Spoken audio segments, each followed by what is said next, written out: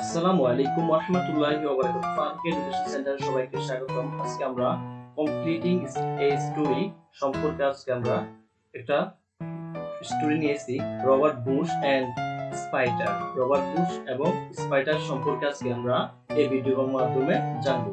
যদি ভিডিওটা ভালো লাগে থাকে আমাদের চ্যানেলটা সাবস্ক্রাইব করবা, please subscribe the bell icon.